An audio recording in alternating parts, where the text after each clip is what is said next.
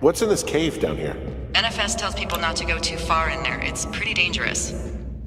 You're in it, aren't you? It doesn't seem that dangerous. Whoa, whoa! Ah, no! Henry! Seriously, it's completely fine in here. Damn it.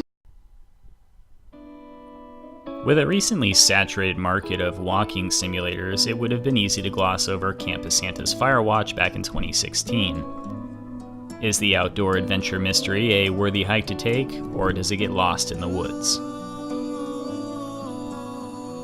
In Firewatch, the player fills the shoes of Henry, an outgoing, if damaged man in his 40s trying to spend some quality time away from things in the woods of Wyoming, 1989. Henry volunteers for the Shoshone National Forest Service as a fire lookout, and is tasked with maintaining the forest's natural state by reporting unsafe findings and incidents to his supervisor, Delilah. Firewatch definitely has a unique aesthetic that will stick with the player even after completing the game's few but well-paced hours.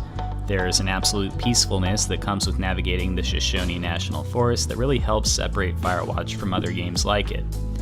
The game uses a pseudo-cel-shaded art style that works very well with the mostly relaxed tone of the unfolding story, which takes about 4 or 5 hours to complete. The game often shifts between 3 color tones: orange, green, and blue. These really complement the environmental mood on any given day. For example, when Henry gets out and about in the early hours of the day, everything in the forest seems to have a bluish tint, conveying the cool temperature as well as time of day pretty brilliantly. The PlayStation 4 tries to run the game at 30 frames per second, but is unfortunately plagued by slight frame rate drops throughout the whole campaign. These are not game-breaking by any means, but it did hurt my overall experience with Firewatch, as they tended to pull me out of my forest vacation and somewhat cruelly remind me that I was playing a video game. The sound design is simple and effective. Outside of a handful of scripted moments, there really isn't any music in the game, lending to the sense that the player is really out in the woods. Thankfully, when the music does infiltrate that silence, it does so gracefully, as every track that begins to play perfectly captures the mood of whatever's going on. There is not a lot, but what is there is pretty great stuff.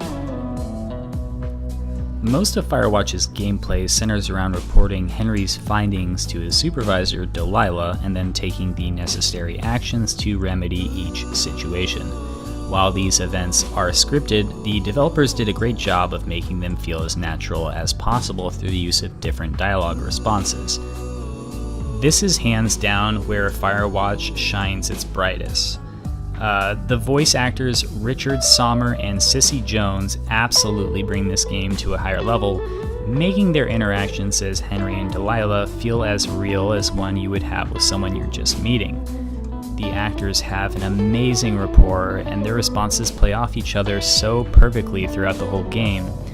It's really some of the most believable voice acting in recent memory, as the game's only about 4 to 5 hours long, and I truly feel like I know both of them at a personal level. What's in this cave down here? In Thunder Canyon?